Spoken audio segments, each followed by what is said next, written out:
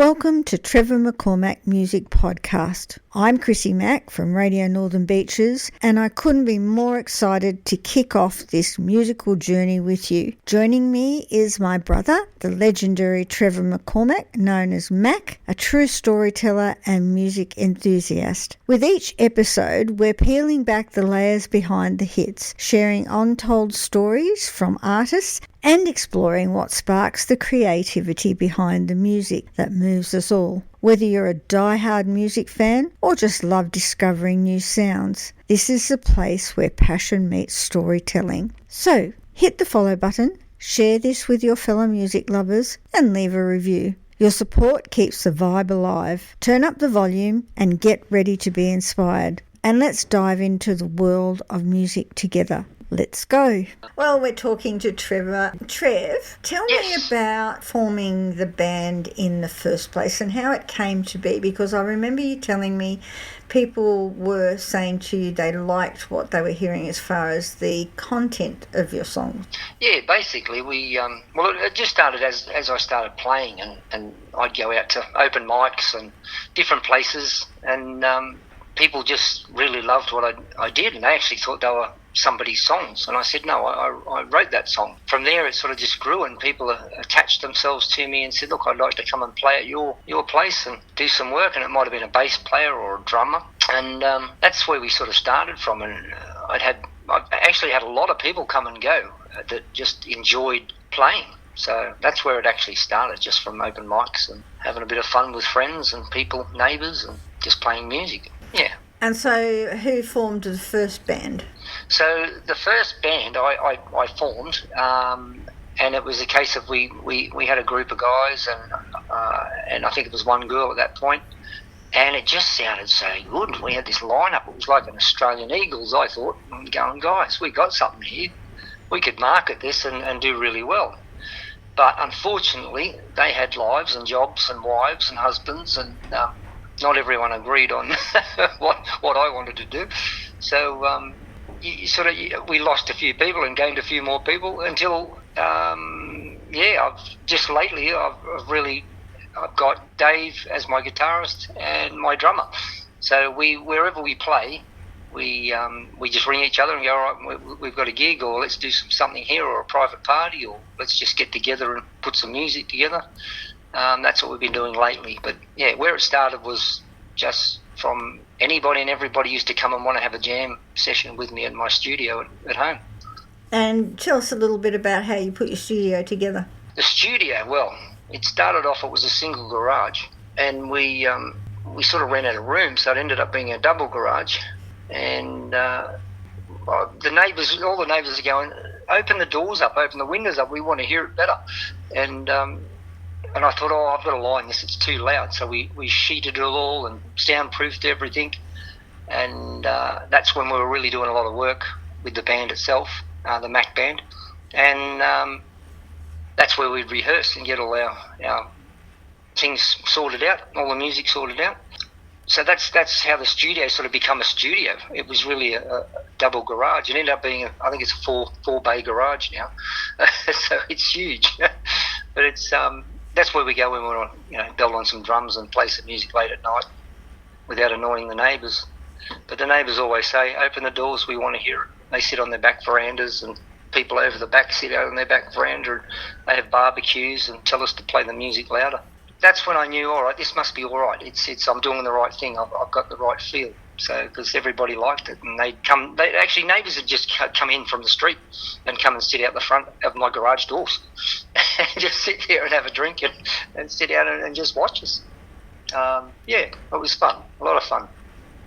Okay, so then you managed to put an album together. Tell me what it was like working with Rory and how you managed to get the album put together.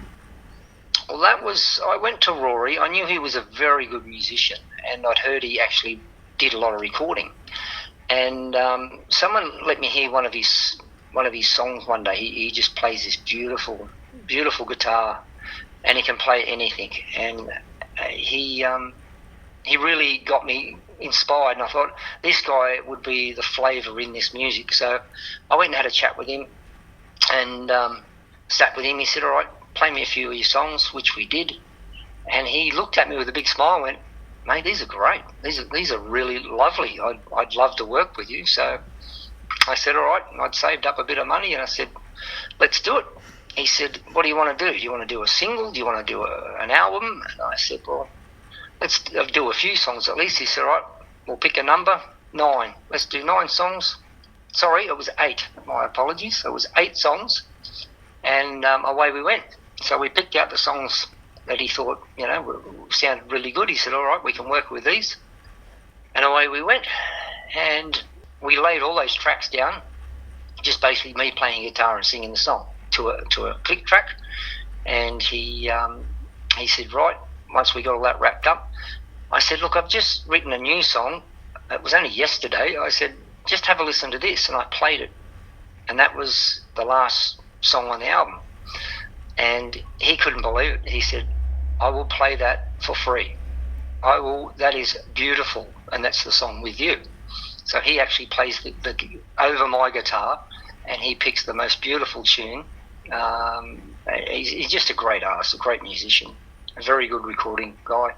And that was the last song, which ended up being track 9 on the album. So we did nine songs in his studio, and it was great fun. I really love being in a studio. That's my biggest enjoyment, creating the music right then and there. Yeah. So how is being in a studio different to being live?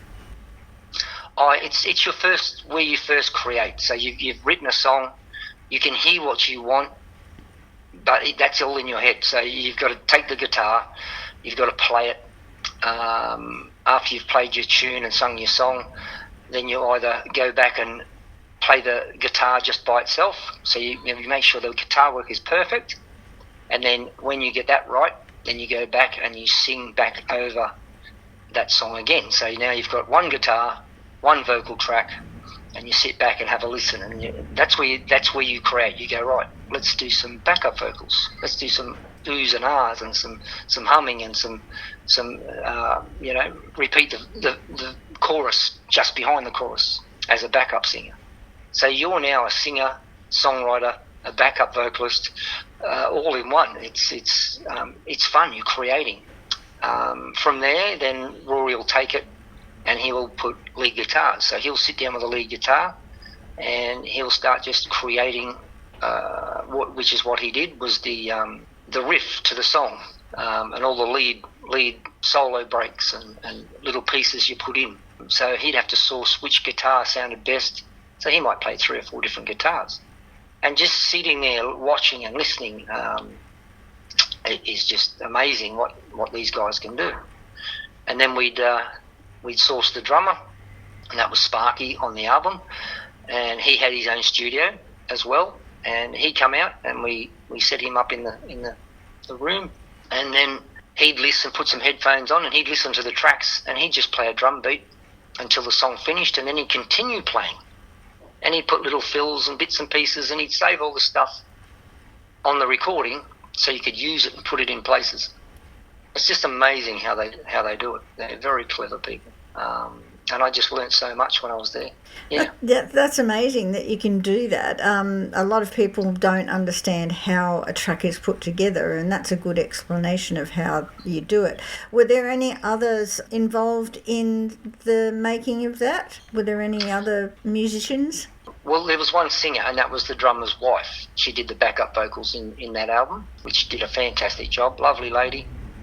So we had Rory, we had Sparky, his wife. So the 3 of them together, they would do backup vocals and anything they needed to add in. They did. Sparky did the drums, and Rory did the lead guitars and bass, and then I did the rhythm and the vocal. Yeah, so that was the whole crew on that another day. How did you come to choose the songs to go on the album?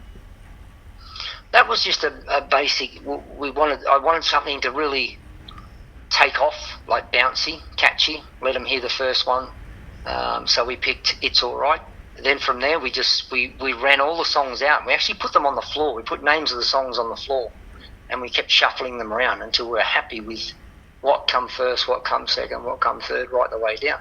And the 9 songs were probably the ones I knew the best that I'd written at that time, because I hadn't written that many in 2012. Probably about 10 songs I had by then. And the new one we just created when we were doing the album. So we just basically laid them out, and Rory'd look at me and say, well, that one sounds a bit more upbeat, let's play that one next. Then we'll go to a nice quiet one, and let's do a quirky one. And yeah, so it's hard. It was very hard for me to decide which song should go first, which song should go last. But that was my first attempt of recording and doing an album. And yeah, it turned out pretty good, I thought, and everybody likes it. So yeah. So you road tested a lot of your songs at the end of your street. Oh, I always take my songs out. As I write a song, I'll take it out and I'll play it for friends, neighbours, and then I'll take it out to gigs, and I always give it a blast. Sometimes, like one of these recent ones I've just done, I took out to Brisbane with my band, and they had no idea. And I said, I'm going to do a new song today. And they both looked at me, one from the left, one from the right. And I said, keep up, boys. And that's what I love doing to my guys. I throw them in the deep end. And they loved it. They just had a ball with it. And yeah, they can't wait to record that one. So. And which one was that? Just keep the light on. Just keep the light on. Yes, I remember hearing that when I was up with you, and hopefully we'll record that when you come down to Sydney. I would love to record that one down in Sydney. Yes, that would be great. Well, everything down in Sydney's being set up, so we've organised for you to do some recording. We've organised for you to have a bit of a session with our musos and bands down here. So it should be a fun weekend. That sounds great, and I have listened to their songs and them playing, and very nice. I like their work. Very good. Yeah, I think I sent you up a recording of Michael from the stage of the Beach to Beach. You did, and then I googled Jamie and listened to all her songs she's got recorded. So yeah, very nice voices, very nice music. Can't wait to get down there and say g'day and have some fun. Yeah, looking forward to it. Now, last time I was talking to you, you were having a session with Dave on some new songs, which I spoke to you during the week, and you said you need some more work on them. Yes, I've got to give him a bit more time. He's going to perfect these leads, and that's Dave, Velvet Howl and Lucky Charm. We're working on Velvet Howl and Lucky Charm. And so you need a bit more work and a bit more time. That's what's special about your songs, I think, because you want to perfect them. Yeah, it's a case of trial and error. If there's too much of something, take it out. Sometimes less is better. Just things like that. You've got to really listen to it before you release it, any song. You can take it out and play it any way you like it when you first write it. And that's how you hear it different. You go, I can better that. I can feel this, or the drums just aren't the right pattern. You go from a rock beat to a jazz beat, or just change things a little, and it's amazing how different it can make a song when you just put some time into it. I can write a song today, and I might not finish it for another 2 years. It just doesn't sit right, or there's something missing, and then you'll play it out live one day, and bang, you'll go, that's how we should play this. Because the guys always change it a little every time they play something that's brand new. They just go by the feel. How long after you sort of think you've perfected a song before you take it out to the public? Oh, to the public, like as in recorded, or when I first write? No, just take it out live. Just take it out live? Oh, I'd probably play that song 80 times at home, 80 or 90 times at home, over and over and over, until I perfect it and learn it off by heart, which it takes me a while to get it in my head and keep it there. So around about that. So it's there's some songs there I don't think I've even played out live. I've actually got in a book that I've just sat on, and they'll be ready one day. they're just there. There's even some in my head that I've got. I can just, as what we call wing it. Let's just have a jam session, like we're out doing a gig, and I go, let's just play some blues, feel funky soul stuff, and away we play. And I just create the song then and there. I've got something in my head, or I've been mucking around at home with something, and that's where you can create too. And I might look at someone in the crowd, and I just look at that person in the eyes and go, wonder what his life's like, or wonder what her life's like. And I create a story while I'm there, live, on the spot, spare of the minute. And it's people just shake their head and they go, "That was a great song." I go, "Oh, okay, it's not written yet. we just made it." And I'll take that home and I'll try and remember it. Or a lot of the times we record our sets anyway, so I can go back and listen to it again. That's incredible. It's a lot of fun. It's something you can't do all the time, but if you're in the mood and you've got the feel, I can sing a song about a lady sitting across the bar over on the side, might be sitting there by herself having a drink, and I'll make a song and write a song about her actually getting out of that chair, coming over, sitting beside me and singing with me. Something like that. You just create something at the spur of the minute. A bloke might tip a beer over and he's got his hands in there, and you'll be, "Oh no, not me again." You just create things. It's use people's lives and stories and characteristics, and you just try and put it all into a song, which mostly I do for myself. I do about my own life. Yeah. Well, you have an incredible imagination, and I can't believe how many songs you have in your head. Yeah, sometimes I wonder myself. That's why you don't sleep of a night sometimes. Yeah, it's just fascinating how you can just pull up a song and just sing it, and you've got so many of them now. It's incredible that you can remember them all as well as play them all. Well, that's what everyone says. I think I'm not a smart man, and people go, "But I couldn't do that." I say, "Yeah, but I can't even drive an iPad or a computer." Yeah, but the music's there. You're full of music. It's something inside you. It's just something you breathe. Yeah, you live it. So. All right, Trev, that's great. Thanks for talking to me again. And You are quite welcome. And I'm going to catch up with you again soon. Yes, well, I hope to see you down in Sydney, and hopefully any listeners, well, if you can catch us while we're down there, come and say hello. Most certainly. We'll be playing somewhere. Okay, little brother, thank you. I'll talk to you again soon. All right, Chrissy, Mack. Trevor mentioned in our interview, "It's All Right." So I'm going to play that for you now. And if you'd like to listen to the rest of his album, pop over to trevormccormack.com.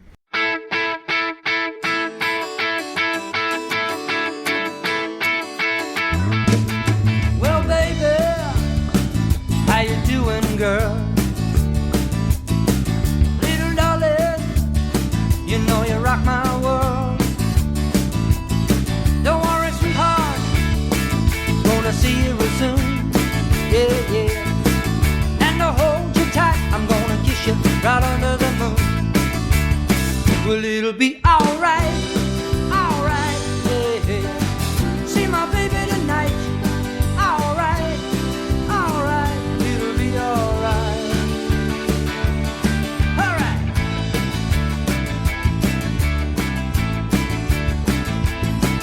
Well, the boys call me up, want me to play in the band.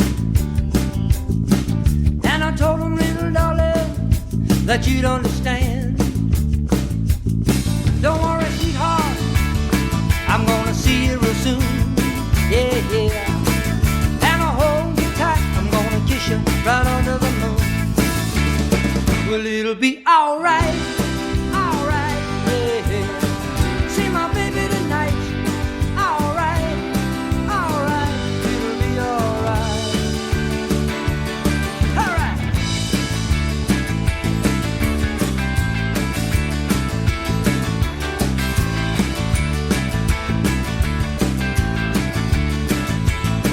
Well, I'm gonna ride my bike into the night.